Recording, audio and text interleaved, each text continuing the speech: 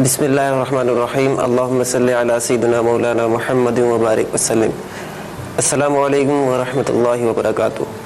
معزز ناظرین کرام، ایک بار پھر آپ کو رمضان کی ساعتوں میں خوش آمدید۔ آج عشرہ مغفرت کی پہلی سحری کا سلسلہ ہے۔ ہم روزانہ کسی نہ کسی دینی امور پر گفتگو کرتے ہیں۔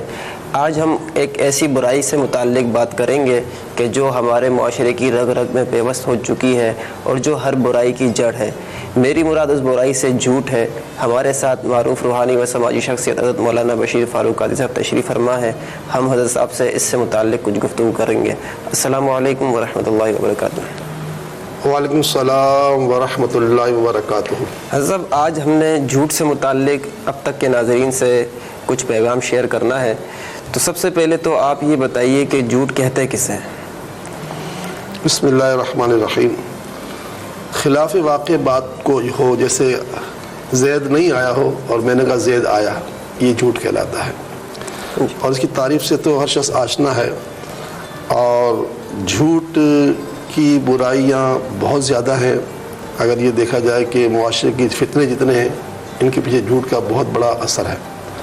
اور اگر بندہ جھوٹ سے بچنا شروع کر دے تو الحمدللہ بہت سارے گناہ خود بخود چھوڑ دے گا، اور بہت سارے ناجائز کام سے بچ جائے گا، اس کے پیٹ میں حلال بھی جائے گا۔ اور اللہ تعالیٰ کی کتاب قرآن پاک میں جب یہ واضح ہو چکا کہ لعنت اللہ علی الکاذبین، جھوٹوں پر اللہ کی لعنت ہے۔ اچھا، لفظ لعنت اتنا عام ہو چکا ہے کہ لوگ اس کو مطلب لینے کے برا نہیں سمجھتے۔ یہاں میں بخاری شریف کی حدیث پاک آپ کے سامنے پیش کر دیتا ہوں ناظرین کے سامنے، کہ کیونکہ ہمارے یہاں معاشرے میں لعنت جو ہے وہ لوگ اپنے بچوں کو بھی دے دیتے ہیں۔ ہم اپنے پیارے آقا صلی اللہ تعالیٰ علیہ وسلم کی بارگاہ میں چلتے ہیں اور پوچھتے ہیں یا رسول اللہ صلی اللہ تعالیٰ علیہ وسلم، لعنت کے معنی کیا ہیں؟ پہلے تو لعنت کے لغوی معنی سن لیں۔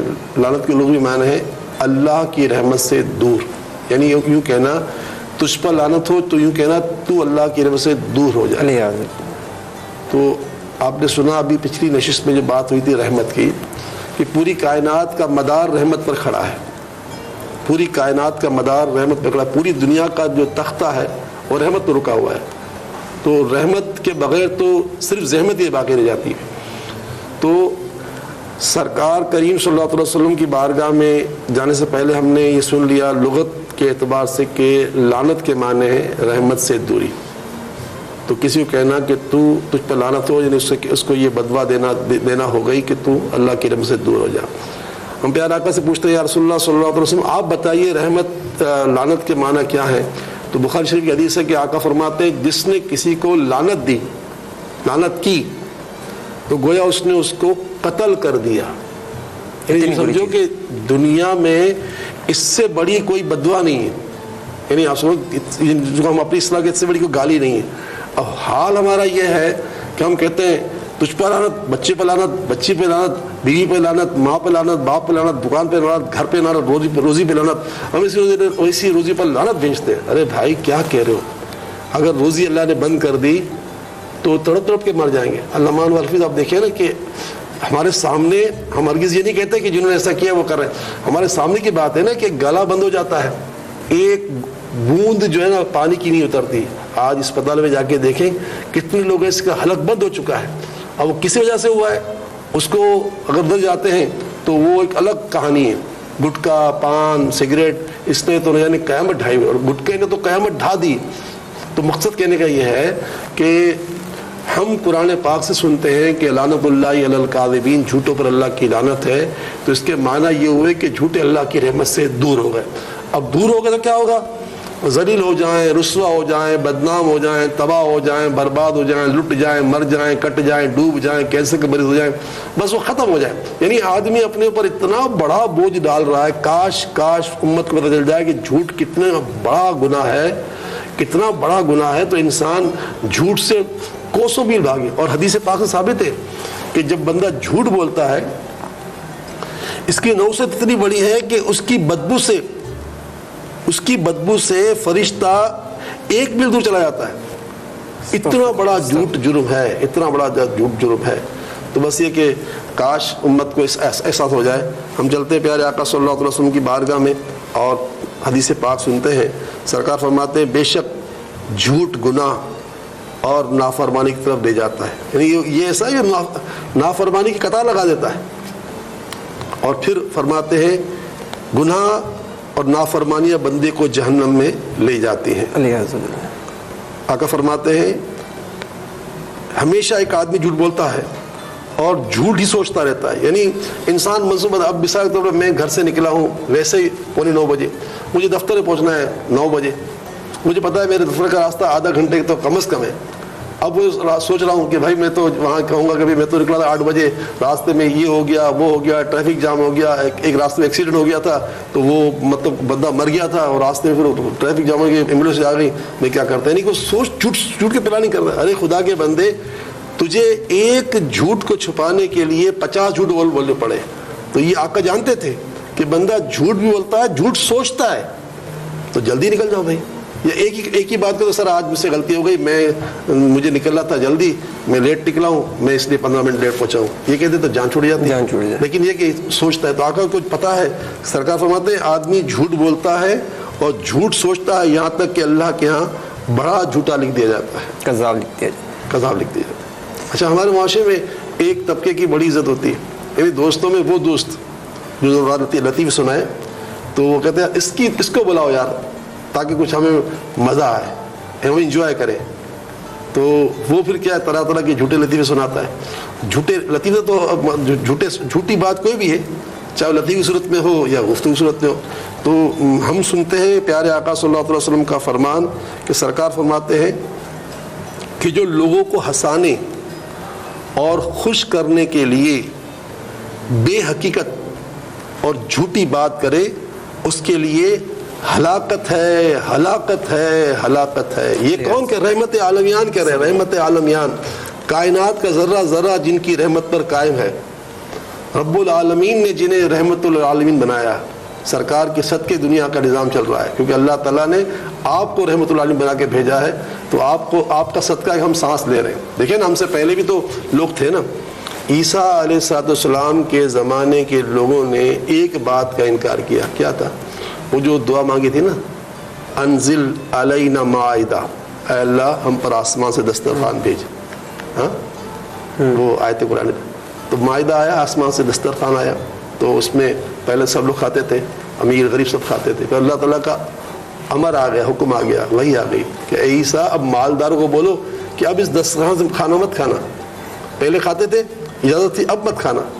تو اس دسترخوان سے جو ہے کھانا منع جب ہوا تو امیروں نے کہا کہ بھائی ہم تو اللہ کا دسترخوان ہے، پہلے کھاتے تھے، اب کیوں نہیں کھائیں، کیوں نہیں کھائیں. انہوں نے اس بات کا جو ہے کوئی اس کو اہمیت نہیں دی نبی کی بات کو. بس اللہ تعالیٰ نے ان سب کو بندر بنا دیا، یا بندر بن گئے یا سور بن گئے، اور 3 دن تک تڑپتے رہے اور پھر اس کے مر گئے. تو یہ پتہ چلا کہ نبی کی ایک بات نہ ماننے پر ان لوگوں کو سور اور بندر بنا دیا گیا. یہ رحمت العالمین کا صدقہ نہیں ہے کہ علمان والحفیظ ہم نہ جانے کیا کچھ کر رہے ہیں، پھر ہی بچے ہوئے. تو بہرحال یہ کہ کسی کو خوش کرنے کے لیے لطیفے سنانا، جھوٹی باتیں سنانا، یہ سب جو ہے نا ہلاکت خیز باتیں. بس یہ کہنا پڑے گا کہ یہ سب تمہارا کرم ہے آقا کہ بات اب تک بنی ہوئی ہے. جتنے ہم معاذ اللہ جھوٹ بولے جا رہے ہیں، ہم جتنا زیادہ برائی کر رہے ہیں، اس کا ہمیں اندازہ نہیں. ایک مرتبہ سرکار کریم صلی اللہ علیہ وسلم کی بارگاہ میں ایک واقعہ اس طرح آیا کہ ایک خاتون نے اپنے بچے کو کہا کہ بیٹا ادھر آؤ، میں تجھے کچھ دوں گی. جب وہ بچہ آیا تو میرے آقا نے پوچھا تم اسے کیا دو گی؟ کہا میں نے کھجور دینے کی نیت کی تھی.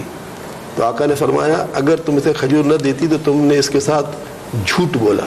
یعنی پتہ چلا کہ بچوں کو جو ہے بلانے کے لیے امی کہتی ہے میں تجھے یہ دوں گی وہ دوں گی، اور دینے کی نیت نہیں ہوتی، تو یہ بھی جھوٹ ہو جاتا ہے. اسی طرح مطلب انہیں ڈرانے کے لیے بلّا آ جائے گا، کتا آ جائے گا، بھو آ جائے گا، جبکہ کوئی بلے کا تصور ہی نہیں ہوتا، کتے کا تصور نہیں ہوتا، ابھی بلّا آ جائے گا، ابھی کتا آ جائے گا. تو یہ جھوٹ.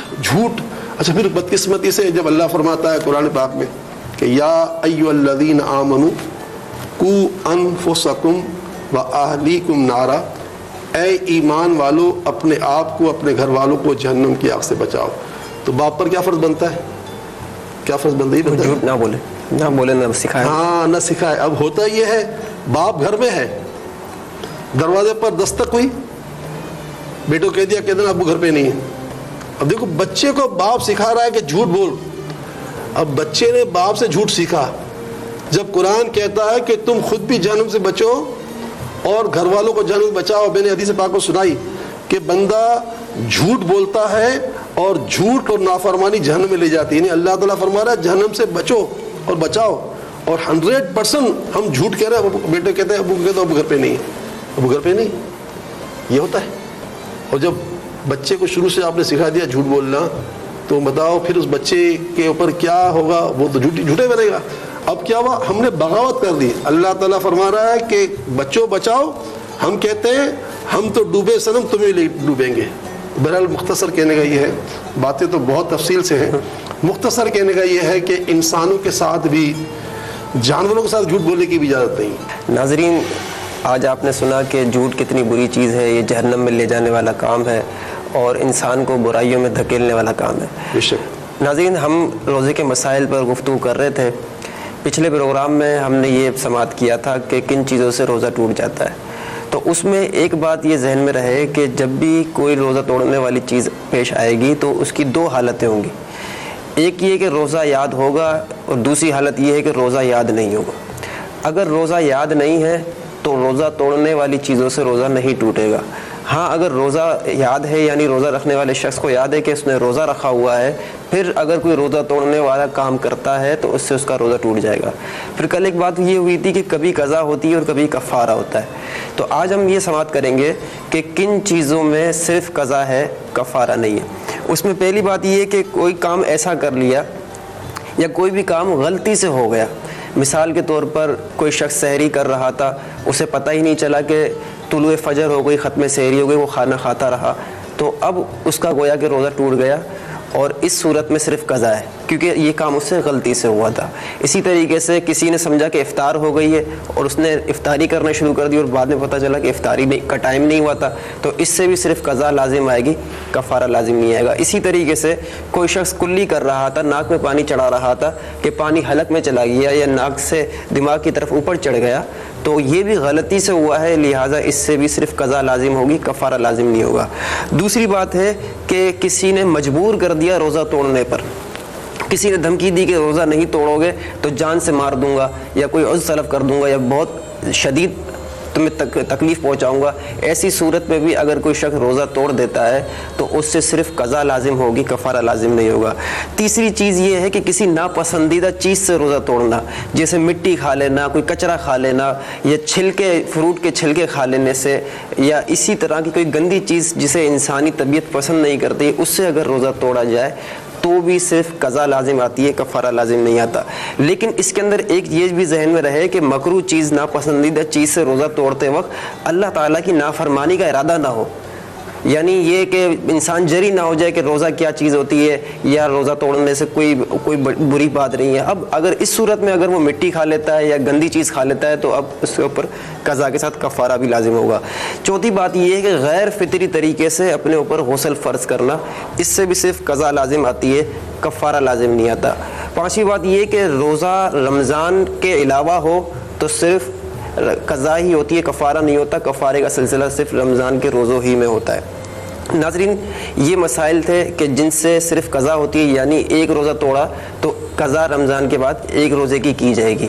انشاءاللہ اگلے پروگرام میں ہم یہ سماعت کریں گے کہ کن چیزوں کی وجہ سے قضا کے ساتھ کفارہ بھی لازم آتا ہے. اب وقت دعا ہے, میں حضرت صاحب سے ملتمس ہوں کہ وہ اب تک کے ناظرین اور امت مسلمہ کے لیے دعا خیر فرمائیں. بسم اللہ الرحمن الرحیم.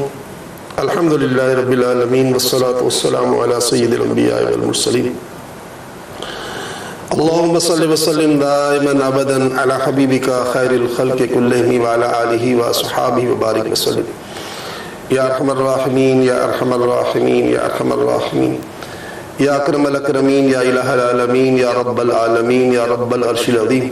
یا اللہ یا رحمان یا رحیم یا حی یا قیوم لا الہ الا انت سبحانک انی کنت من الظالمین.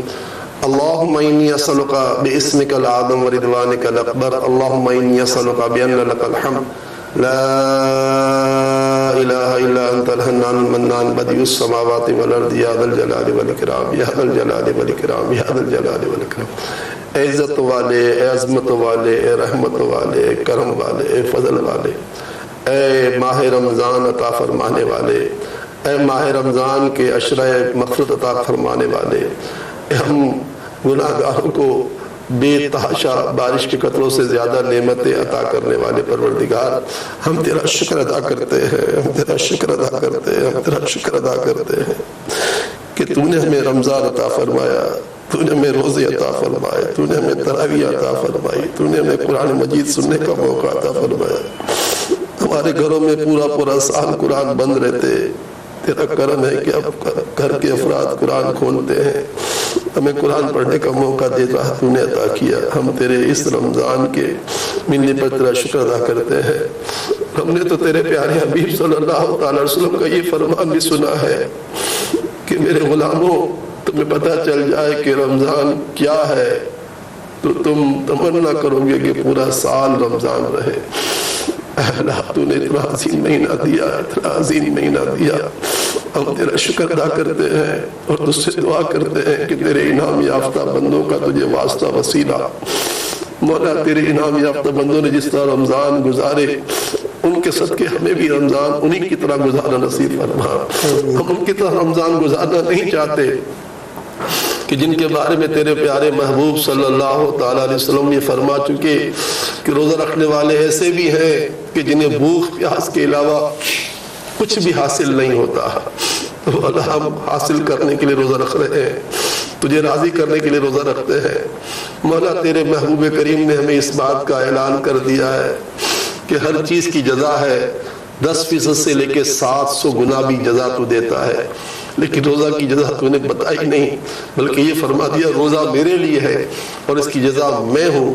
پروردگار، جس کی جزا تو خود بن جائے وہ جزا کتنی بڑی ہوگی، بس تو ہمیں جزا عطا فرما، جزا عطا فرما، جزا عطا فرما، اپنے پیاروں کے صدقے جزا عطا فرما۔ عشرہ مغفرت کا صدقہ ہماری مغفرت فرما، ہمارے ماں باپ کی مغفرت فرما، ہمارے معلومین کی مغفرت فرما، ہر گھر سے کتنے لوگ چلے گئے سب کی مغفرت فرما، پوری امت کی مغفرت فرما، گناہوں کو معاف کر دے، گناہوں کو نیکیوں سے بدل دے، جتنے فتنے پھیل چکے ان فتنوں سے بچا، فتنہ دجال سے بچا، جتنے باطن فتنوں سے بچا، دوزخ کی آگ سے بچا، عذاب قبر سے بچا، عذاب قبر سے بچا، دوزخ کی آگ سے بچا۔ قبر کا معاملہ بڑا بھیانک ہے، قیامت تو آتے آتے آئے گی، قبر کا معاملہ چند گھنٹے کا ہے پروردگار، یہاں روح نکلی اور یہاں قبر کا رشتہ جڑ جاتا ہے۔ نہ جانے کتنے لوگ اچانک روزانہ موت کا شکار ہو جاتے ہیں، ہم اب تک بچے ہوئے، ہمیں تو نے موقع دیا ہے، تو اے اللہ اس موقع سے فائدہ اٹھاتے ہوئے تجھ سے اپنی پوری زندگی کے گناہوں کی معافی مانگتے ہیں اور توبہ کرتے ہیں۔ الہی ہماری معافی، ہماری توبہ قبول فرما، بھٹک جانے، گمراہ ہو جانے، بے دین ہو جانے، بے شرم ہو جانے، بے حیا ہو جانے سے بچا لے۔ اے اللہ، جھوٹ سے، غیبت سے، وعدہ خلافی سے، حسد سے، کینہ سے، بغض سے، عداوت سے، بدگمانی سے، تکبر سے، ریاکاری سے، خود پسندی سے، غرضی سے، حرص، ہوس، لالچ سے بچا لے۔ مقروضوں کو بارے قرض دوشی عطا فرما دے، بے گھروں کو گھر عطا کر، بے اولادوں کو اولاد عطا کر، بے رشتوں کو رشتے عطا فرما۔